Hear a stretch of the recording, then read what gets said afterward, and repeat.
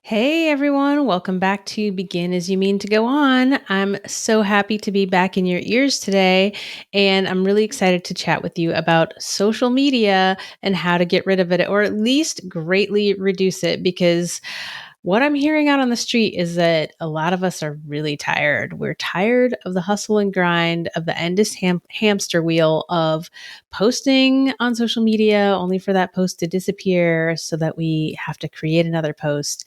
And I think there's a better way, and we're going to talk about that today. But first, before we get into it, I want to just say a couple of thank yous, because as I check my stats here, we are creeping up on almost 4,000 downloads of the podcast. So for those of you who have subscribed and who listen every week and who share, thank you so much. Like, it really means a lot to me that you consume this podcast, that you hopefully are acting on the information, that you share it with your business friends and colleagues. I really appreciate that. So thank you so much. And if you're new here and this happens to be your first time with me, then welcome. And tell you what, just hang out before you decide to do anything. Hang out and listen to this whole episode. And when you get to the end, then decide if this was valuable for you. Go ahead. And at that point, I will invite you to subscribe, to review, to share, to do all the things. Okay. But hang out, just listen in first. Yeah, so let's get it going. I want to talk about social media because, we've been doing a lot of work trying to get more efficient and try to revamp. And my word for 2021 is focus. And so I'm constantly thinking about what is it that I need to be focused on in order to get the results that I want and get the results that I want in the most efficient and quickest manner possible. And so I've really been rethinking social media. And I've also just been seeing, in the places that I hang out on in the internet, that people are just really tired. We are now past the year mark of being in a pandemic where we are mostly dependent on the internet for our social interaction. And so even people who probably weren't on social media as much are probably utilizing it more just to stay connected, whether for business or personal or both. And, there's lots of studies. This is not a research heavy podcast. So I didn't go seek out studies to quote, but they're out there. The studies that, talk about how social media is bad for your mental health, all the ways that it can affect you, all the ways that it decreases your focus. And so when thinking about my business and how do we want to go forward marketing my business in particular, what is it that we want to focus on? And so we are going to be radically decreasing our reliance on and our participation in social media for business purposes. And I want to talk about why that is, why you might want to think about decreasing your social media use, and what can you do instead, right? All right. So I want to talk about some of the reasons why social media might not be the best thing, like long term, to hang your hat on when it comes to marketing your business. So we talked about the fact that it's just tiring, right? It's this hamster wheel. A lot of people are really tired of the energy that it takes to continually maintain these structures. And look, I'm speaking from what I would have told you a year and a half ago as the promised land, where I don't actually do my own social media, right? I go on Instagram and I see what's there just like everybody else. I've completely outsourced that to my amazing marketing assistant who takes all of my content from the last, 7.5 years in our pot of gold content database. And I just tell her sort of what we're focused on for the week or the month. And she goes and makes it happen and does an amazing job. So it's not that I'm out here grinding and I'm like, oh, I just don't want to do this anymore. That's not the case. But still, is it the best, most efficient use of our time and resources, right? That's what I've been thinking about. Another reason is social media is kind of shallow, right? It's this sort of fleeting thing, and it's just this thing that like scrolls by and there's no permanence about it. Like if you've ever tried to find a Facebook post, like you see something, you're like, oh yeah, I want to come back to that. And then you try to find it later, like good luck, unless you actually, put it in your saved links, right? And that's ridiculous. Like it's the internet. We should be able to find stuff. So it's very fleeting. It's very shallow. And, the thing that really gets me is when I had someone do this actually. Someone sent me a friend request on Facebook, and I was like, okay, cool. I'm open to meeting new people. It's fine. And then I go to their profile and they're bragging about like they do all their marketing via, organic reach. And then this person creates a post and tags like 60 people. And if you're creating posts on Facebook and you're tagging people, it's because you don't know how to get organic reach without actually tagging the people so they'll see your stuff, right? That's showing me that you don't know how to be relevant enough and you don't know how to work the algorithm so that people actually see your stuff. So, and by the way, if you do that to me, I will immediately block you. So, like that's the kind of stuff social media gets people to do, right? And the other thing about social media is that you don't get your data, right? They're very stingy about giving you the data about what is actually going on. And the thing that allows us to do really effective marketing is to have data about how people are consuming our content. And you can get some of that, but basically when it comes to social media, like we are the data, right? We're giving up our data to them so they can market. They're not so enthusiastic about giving it back to us when it comes to how people are interacting with our content. So it's really hard to get your data, which makes it harder to then make more relevant content and be really targeted with your stuff. And the last thing is social media just doesn't give you control. Like when it comes down to it, we are sharecropping on these platforms and, you've probably all heard of people who've gotten banned by Facebook, who've gotten their ad accounts shut down. And when at the end of the day, like it's not our house and we don't make the rules and we're there by their grace. And if that is like the sole vehicle and platform that you have for marketing and you get shut out of it, you're going to be in a world of hurt. So those are some things that you really should think about when it comes to thinking about how much of your marketing is dependent on social media. Now, I'm not saying like social media is all bad and you should ditch it and no one should use it, right? It definitely has its place. But I see a lot of people where that's like the beginning, the middle, and the end of their marketing plan is posting on Instagram or posting on Facebook. And if that's the case for you, I want to invite you to go a little deeper and expand your world into some platforms that might serve you better in the long run. All right, so let's talk about what are the things that you can do instead. And these are many of the things that we're going to be focused on for the rest of 2021 is really growing on these platforms. So the first one I want to talk about is blogging. And, you might laugh when I say that, but blogging is going to come back, y'all.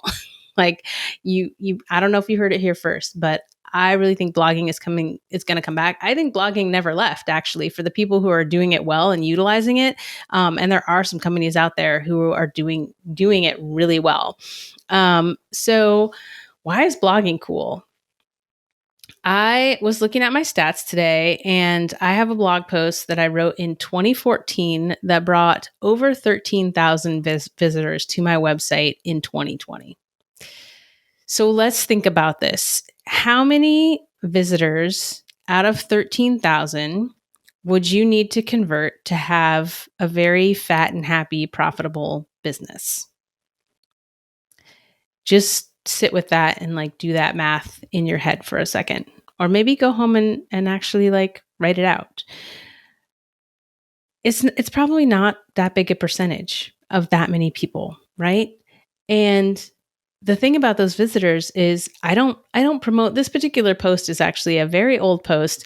And I'm not actually super excited about the traffic that it's bringing because it's an old topic and it's not really relevant to what I do now, but traffic is traffic and it's tangential to what I do now. So figuring out how to make the best use of that traffic and capture that traffic and get the percentage of people who might actually be good leads and clients down the road, that's something that I want to focus on, right?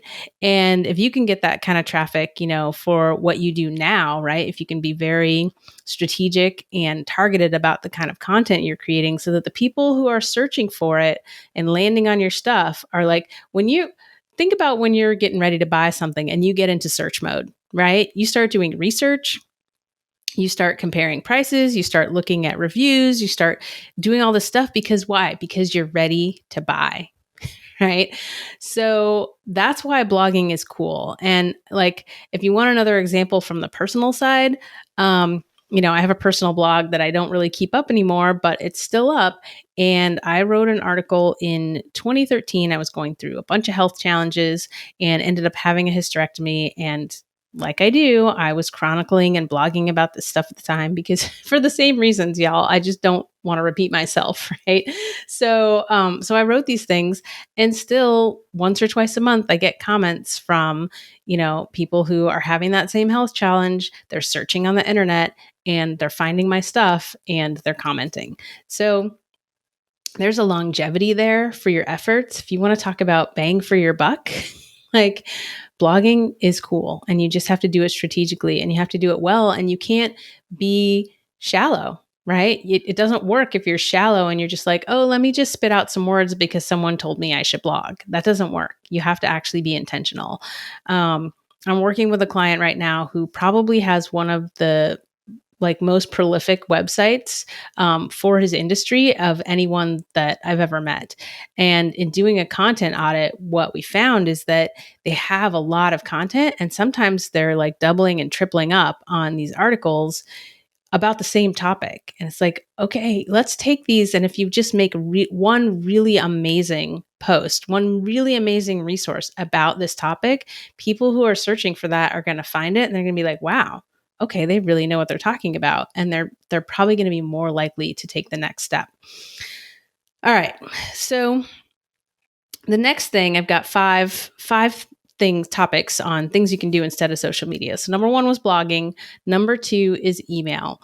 And I think every year somebody comes out with an email is dead post somewhere. And it's not. It never dies. Email is still alive and well. What is dead is the days of being able to just put up an opt-in that says join my email list and build a huge list and just spray that list with the same messages. I mean, it'll work, right? It'll work to a degree. But really, if you want to get effective with email, you want to start talking about segmenting and really finding out more about your audience so that you can put relevant messages in front of them. And relevance is key. Relevance will make you revenue. Right? Somebody meme that. Okay. Relevance will make you revenue. And how do you become relevant? You have to know what your people actually care about. You have to start segmenting people into different groups inside of your email list. And how can you segment people? With data. And how do you get data? Well, you can get data by asking people, right? By using forms, but you can also get data by watching how people interact with your content. So email allows you to do that because if you have the right tool, you can now connect your subscribers' activity to your website. And so you know which blog posts they're going to, you know which pages they're going to, you know when they're going to your book a call page or your sales page. And you can now do targeted, relevant follow-up for those people based on their attributes and based on their actions. So email is here to stay. Email is awesome. And email is evergreen. Like to an extent, if you have messages, maybe you've tested those messages on social media and you know those messages work really well, why would you not put those into an email sequence so that every single person who comes into your world now gets your best messaging first? So there's your gold nugget and your pro tip for this episode. Hopefully not the last one, but that's something, if you have not done this, you can go and look at what are the topics that you talk about that people are most engaged with? What are the messages that you put out there that people really, really love? And go build a nurture sequence and use that as your first impression for the new people that come to you. All right, number 3. We're going to get meta here. Let's talk about podcasting. I had been wanting to start a podcast for many, many years and was finally able to do so this year. Been loving every minute of it, have had some fantastic guests.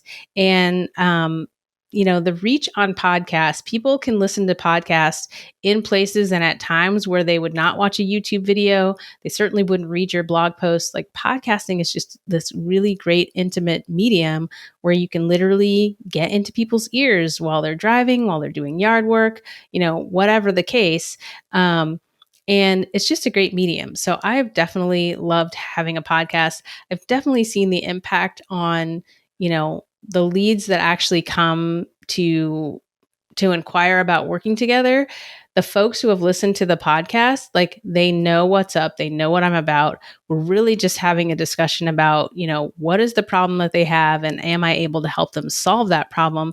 And I'm not having to sell people on working with me. So if that's something, if you're one of those people that's like, oh, I don't like to sell, consider starting a podcast. It doesn't have to be super fancy. You can just get, I can't remember the name of the app right now, Anchor. You could fire up Anchor and you could start a podcast that way in your closet. I know Erin from Member Vault, the CEO of Member Vault, has definitely done podcasts from her closet using the Anchor app. So, it doesn't have to be fancy. You could just start. You could just start getting your thoughts out there and getting your stuff out there in a way that's super evergreen. People can go back and find a podcast. People can go back and find a blog post in a way that they can't find that Facebook post, that you did 2 years ago. Like, maybe it surfaces in memories and you repost it, but otherwise it's just kind of lost to the hamster wheel of time of social media. So podcasting is awesome, and we're going to be continuing to bring you amazing content. We're creeping up on the end of season 2 as I record this, and then we're going to have some bonus episodes just to keep, relevant and keep you satisfied while we take a little bit of a break before we come back for season 3. So if there are things that you want to hear about on this podcast, go over and get on the VIP crew list and send us your suggestions, right? Come on over to the Service CEOs Facebook group and give us your suggestions. Tell us what you want to hear about, and we'll pop both of those links in the show notes. All right. So next is YouTube.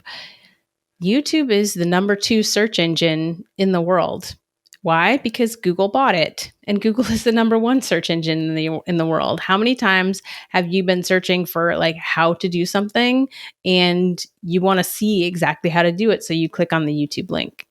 YouTube is another one of those platforms where people who go to YouTube looking for something are looking with intent. Right? They have a mission. They're trying to solve a problem, and they're trying to solve it right now, usually. And so that is a great way to get in front of those people and then invite them onto your email list, invite them to subscribe to your channel, like get them into your world. So I don't know, some people might consider YouTube, social media, but it's a lot more sticky. It's a lot more permanent. It's a lot more relevant long-term than, say, trying to find, an old Instagram post. So YouTube is definitely one of the platforms that we're going to be focusing on. And, if you've ever tried to find like an old Facebook Live video or something, or, I don't know, when I'm on Facebook Live, I'll be like, hey, if you watch the replay, hashtag replays to get it, to get bumped up in the algorithm. Like, all of that is just so tiring. In YouTube, it's like, if people are subscribing to your stuff, if people are watching your stuff, then YouTube will put it in front of people for you. And they really reward quality over quantity. And that's really the direction that I want to go, is like doing less but better. I read this book recently called Essentialism, The Disciplined Pursuit of Less. It's by Greg McKeown. And so I read this book recently, and it just really, got me thinking about what can we get rid of and what can we then focus on so that we're getting the best return on our efforts. All right. And then the last one, and this is something, I'm not really focused on this right now. I had a period where I focused on this, but the last thing I'll talk about is speaking engagements, because this is what many people are doing when they come to me. It's like they've been relying on speaking engagements for most of their marketing because they're really good on stage, or they're really good one-on-one, or they're really good in small groups. And they come to me because they don't know how to replicate that on the internet, right? And even in the times we're in, I know a lot of people are still getting paid to do speaking engagements virtually. People are still having virtual conferences. So this is still a great way to get in front of people. And the thing about speaking engagements, though, is that how are you going to follow up? Like what call to action are you going to give the people that you're speaking to so that they can become leads for your business, so that they can come into your world, so that you can start nurturing them to potentially work together in the future? And that's where we go back to your website. That's where we go back to email. That's where we go back to strategy and having a plan to nurture folks. So speaking engagements is great for lead generation. It's great for sales for the folks who happen to be ready like right then when you're speaking, but you also want to have a plan for the folks who are intrigued but not quite there yet, and give them a way to get into your world. I did a lot of speaking engagements early on. This was more when I was a developer. I did a lot of speaking engagements at like tech conferences. And honestly, it didn't really do anything to build my business. Like I got to make nerdy friends, at tech events.